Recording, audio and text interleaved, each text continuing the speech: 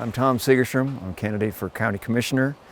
My background is I'm a wildlife biologist. I came here in '87 after working in several different agencies to pioneer and entrepreneurialize wildlife viewing industry, which is now thriving. And I think with my background of both business management and fiscal administration of government, plus my background in ecology, is a great blend for the things that we're going to face in the next 4 years. So I've been on the early feed on a lot of the data coming out, and it was one of those feelings of concern, is that, okay, we're reaching the threshold where we're starting to have an effect, and water and air are the commons, and we all privatize our needs and dump into the commons.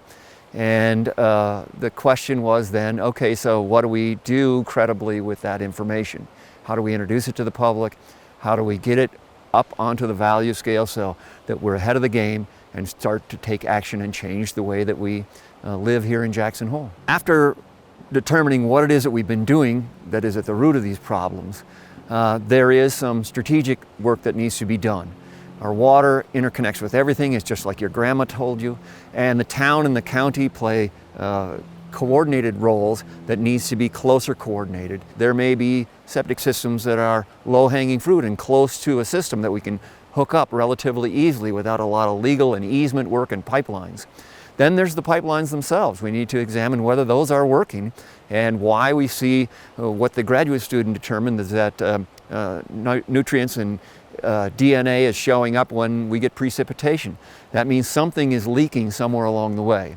And so all of those things need to be examined. The concept of an environmental department for both the town and the county is something that I've been talking about since 2010, when the county decided to form the Natural Resource Technical Advisory Board, when actually what they need is staff on board that deals with environmental things for all the other departments. I'm a big fan of working with nature as much as possible, which a lagoon system is built to do.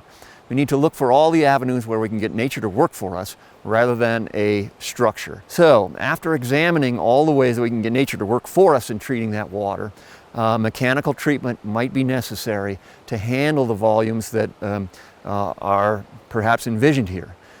The other side of that is just exactly how much can we treat at that plant, and how do we develop with both either mechanical and the natural plant that we have. I think we need to look at passive treatment as much as we can, and upstream treatment before it gets down to that plant.